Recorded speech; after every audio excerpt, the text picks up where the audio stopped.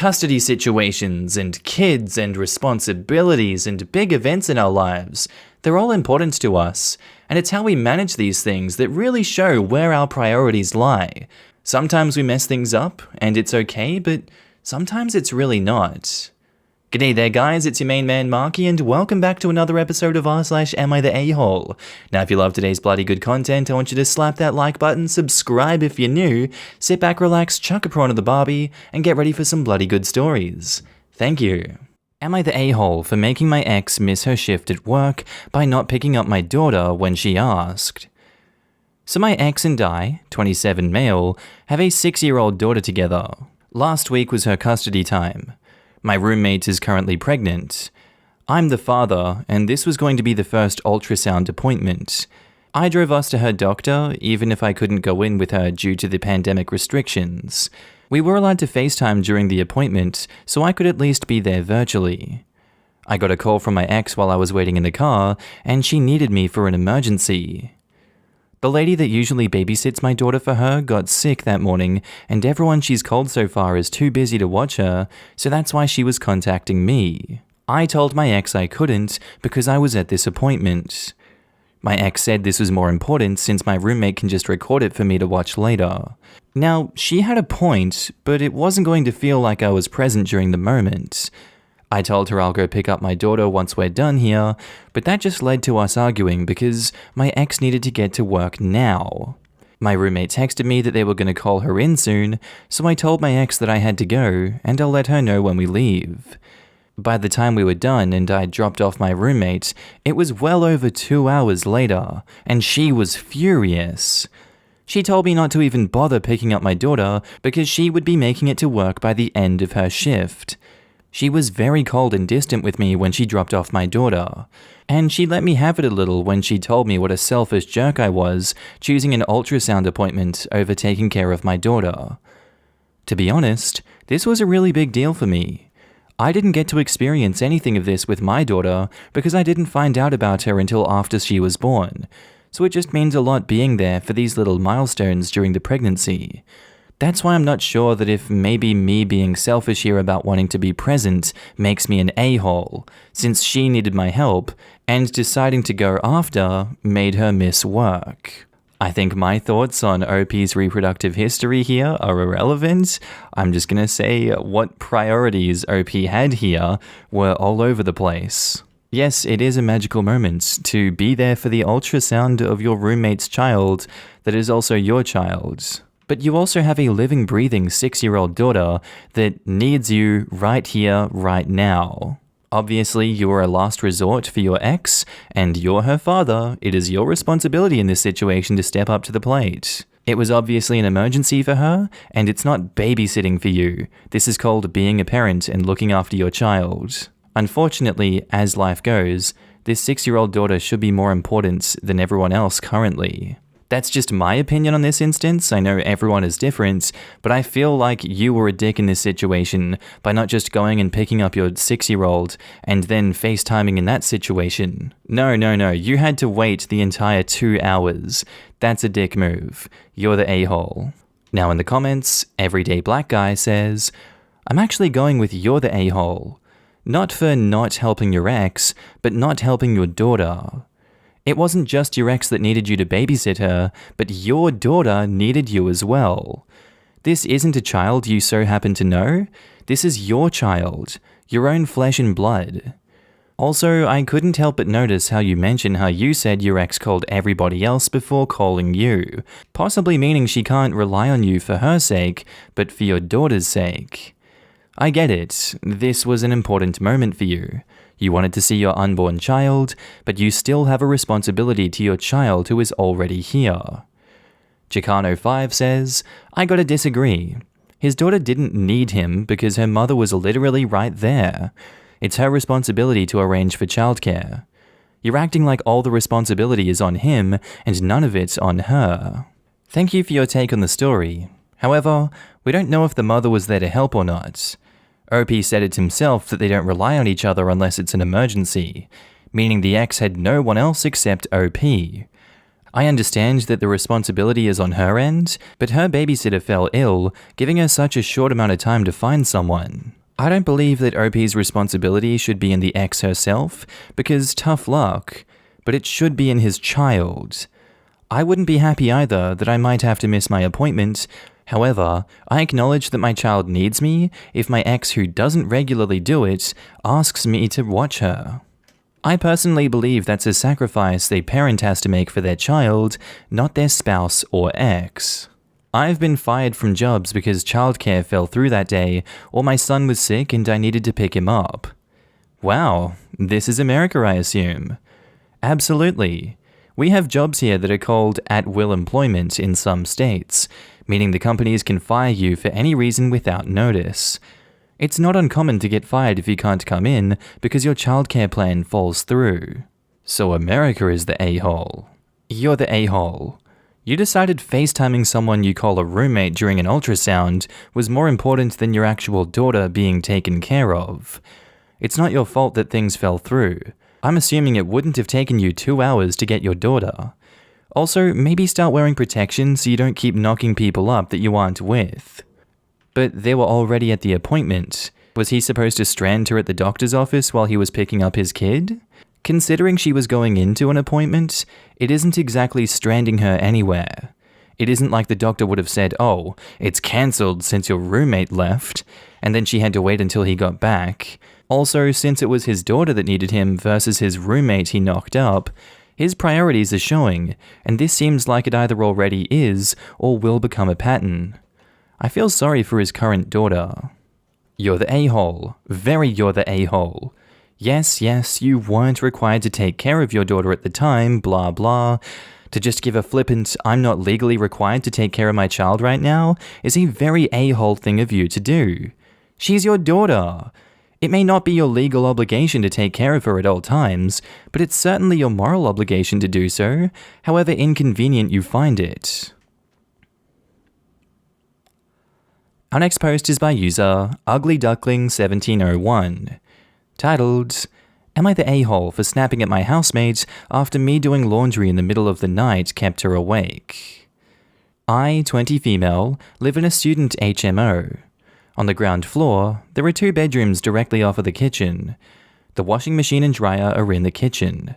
The walls in the house are super thin, and you can hear everything that goes on in the kitchen from those 2 rooms. Understandably, the people in those rooms have asked everyone else to avoid being too loud in the kitchen after 10, which includes laundry, because the washing machine and dryer are quite noisy. I appreciate how much this must suck for them, so I try to be as quiet as possible if I'm in the kitchen after 10 and almost never do my laundry at that time. Last night I was pulled into work to cover the closing shift, 6 p.m. to 11 p.m. for a colleague who was sick, and whilst at work last night, someone walked into me whilst I was carrying plates of food and it went all over me. Today I was on the opening shift of 6 a.m. to 12 p.m. I only have one work shirt, which was branded with the pub logo, so I had to wash the shirt before going into work today. I decided I'd rather do the laundry when I got home before going to bed, rather than having to wake up early to do it. By the time I got home, it was nearing 11:30 p.m. It takes a minimum of 2 hours and 30 minutes to do my laundry. 1 hour 30 is the shortest cycle for the washing machine, and then another 1 hour in the dryer. Around 12:15, halfway through the wash cycle, L, 27 female, who was in one of the rooms of the kitchen, messaged the group chat saying that she was trying to sleep and asking whoever was doing their laundry to turn off the washer and finish it in the morning. I messaged back to apologize and tell her that I was washing my work clothes. Elle then responded asking me why I was doing it now.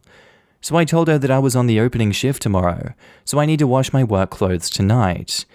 She then started asking why can't I just wear them without washing? It's not like anyone's gonna know. So I told her about how the shirt was covered in food. She didn't respond after that, so I assumed that was the end of it. Now every Sunday as a household we cook a roast together, and then spend the evening drinking. Tonight, when I got home and throughout the cooking, eating and drinking, Elle was frosty towards me. Just after 10 p.m, she stood up from the table and said she was going to bed early because she didn't get much sleep. This is the part where I think I'm the a-hole. I snapped at her saying, so what? She got to lie around all day and do frick all. I got just over 3 hours of sleep after the laundry had finished before working a 6-hour shift, and this was after working a 6-hour shift on what was supposed to be my only day off this week. Elle stormed off to her room after that and slammed her door. N, who is in the other room of the kitchen, says that the laundry was annoying, but he can understand that I had to do it and that he would have said something worse to Elle if he was in my position. The other 3 people say that I'm the a-hole because I shouldn't have snapped, especially after I had kept her up last night. I do think you went over the line, and you did keep her up last night. Sleep deprivation is always something that's touched on in this subreddit that's absolutely unacceptable no matter how you look at it. It's obvious you've not had enough sleep, and she's not had enough sleep. You guys are acting off emotions, lashing out at each other, but you started this. She has done nothing wrong to you, and all you've done is deprive her of sleep and be rude and abusive towards her. Wash your shirt in the goddamn sink or the bathtub or something that's not gonna wake people up, and put a fan on it. Or better yet, ask your workplace for another shirt. That's entirely possible. You're the a-hole. Now in the comments, Bajira Cat says, you're the a-hole. You could have washed your shirt in the sink, but besides that, she did nothing wrong, just saying that she was kept up by you and wanting to go to bed early. Then you yelled at her. You're the a-hole. As the saying goes, poor planning on your part does not constitute an emergency on mine. Your post made you sound entitled. Living with other people requires consideration and better planning, and no, getting pulled into work doesn't constitute either an emergency nor unforeseeable circumstances. All your excuses sound like a you problem and not a her problem that she is obligated to suffer or deal with the consequences. You were wholly inconsiderate because you felt that your needs were more important than your roommate's need for sleep. That you had the goal to snap at her, rather than being utterly apologetic and sorry for your lack of consideration, makes you a complete nozzle. I mean, if having food spilled all over your work shirt and only having between 11 PM and 5 AM to wash it is a you problem, that shouldn't affect someone else. Then sleeping in a room next to the washer and dryer in a house with thin walls is a her problem that shouldn't affect those that don't live in that room. You're the a-hole. First off, I don't get why you have one work shirt. I mean, isn't it standard policy to have at least 2 you can swap out? Irrelevant to the situation, but still curious. Regardless of that situation, you did keep her up. It was an unfortunate situation and you couldn't have done anything with the circumstances, and you wouldn't have been the a-hole if you just rolled your eyes and let her go to bed. How much you slept isn't her issue. You don't get to decide what she does in her time. You woke her up, the civil thing to do is apologize and leave it be. If she's cranky, it can be annoying, but it's fair of her to be cranky. And our next post is by user Lucky5123 titled, Am I the a-hole for not wanting to sign a contract to live with my boyfriend's parents? This is a long one, so buckle up. It's not. My boyfriend, 23 male, and I, 22 female, are moving into his parents' house for a few months to save up money for his schooling. Once we save up enough money, he'll be quitting his full-time job to go to school full-time for 3 months. Our plan was to stay with his parents while I work full-time and he goes to school. After he's finished, the school does a job placement program. Once he gets placed with a job, we were hoping to move back out. Now, because the schooling doesn't start until October, we would be looking at a time span of a year, possibly more. After asking his parents when they would like us to pay them and how, his mum mentioned they would be drafting up a contract for us to sign. Some details she listed are, we have to pay by the 1st of each month, with a hefty fee if we're late. She also mentioned there would be other rules and regulations that we have to adhere to. Now, I haven't seen the contract, and I do understand that they want to hold accountability with us, but we've lived on our own for a while now without any late rent payments and more bills. It seems to be more like a business transaction, and that rubs me the wrong way. At this point, it's too late to find other options for moving out, as we're due for our last day next week. I wish I would have known this before, and I might have chosen a different route. What do you think? OP has offered the following explanation for why they think they might be the a-hole. I'm conflicted if I'm the a-hole because after talking with my boyfriend, he said his parents are in the right. We would have to sign a contract no matter where we moved. I don't think contracts should be made for family, but don't know if this is a normal thing everyone who lives with their parents encounter. You're right in the sense that I don't think everyone who lives with their parents encounters this. And I'm not exactly sure, in a normal, socially acceptable sense, a contract should be made and is necessary, but sometimes people are just weird like that, and you gotta roll with this, especially if you're gonna go live under their roof. I respect weird people. I don't necessarily agree with them, but I'm not gonna go causing a fuss or anything like that. His parents are in the right in this situation. Either they're just weird and they do this to everyone, or they have a genuine reason to be writing up a contract for you guys. And your boyfriend is correct. Either way, you would be signing a contract no matter where you go. So what's so bad about this situation? If that's the only thing and you're not lying to us about the rest of this story, that there's other factors, things with their parents that are annoying you and you don't want to move in with them, put them in the post because I'm not seeing any of this. I'm seeing you don't want to move in and you're having regrets because they're going to make you sign a contract. There's nothing wrong with that in my point of view. You're the a-hole. Now in the comments, unnamed poster 1 says, "You're the a-hole. I lived with my fiancée and her mum, and we have a rental agreement with her. It lays everything out that we're expected to do around the house, as well as how much rent she wants, and house rules for having guests over, and other things like that. I know it sounds rude, but they're doing you a favor by letting you live there, as they could have easily told you no, and said their son could move back in without you." Now Fashion Busking replies, "I see what you're saying, but I'm reluctant to say OP is the a-hole just yet. They are 1 week from moving in, and this contract hasn't yet materialized. I think the bigger issue here is that OP hasn't reviewed the contract. It doesn't sound to me that OP is necessarily unwilling or unable to agree to some basic rules of the living space. It sounds to me like OP simply has no idea what is in the contract because it hasn't been tendered to OP for review. This is what I came to say. Absolutely no problem with things like the date rent needs to be paid by. However, that assumes they're proper tenants, and so any other rules and regulations need to stay within the landlord/tenant realm. Mother-in-law can't, for example, say they can't have a lock on their door and walk into the room that they're renting without permission, etc. No a-holes here. Contracts like that help lay out expectations for and from both parties. It gives you something to refer back to if there are issues, but more importantly, it helps to have tough conversations in a hypothetical way proactively, rather than an emotionally charged way reactively. I doubt she proposed it as a personal attack, as it's just generally a good idea. Plus, no one says you have to sign the first draft she proposes. Read it, make notes and proposed additions, and talk. It's much better than the countless am I the a-hole situations on here that came from misunderstandings that could have been avoided with a thorough conversation that something like a contract would stimulate. I would want to see the contract. It sounds like they understand rental law or something and want to make sure everything is done right so nothing bites them on the arse. Or they are going to write in a bunch of really stupid and controlling things that will basically treat the two of you like children. It'll be one of the two. Hope for the best, prepare for the worst.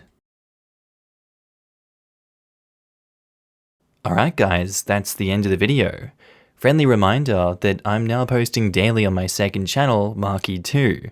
If you want to laugh at memes with me, link is down in the description below. On phone, you just click that little arrow underneath the video. I also want to say thank you to all my channel members and Patreon subscribers. Your names are currently floating down the screen here, and I love to see all of you guys. Thank you for joining me on this journey. Thank you for supporting me. I really appreciate it. If you see yourself on screen, I want you to give yourself a big pat on the back for being amazing as always, and thank you for supporting me again.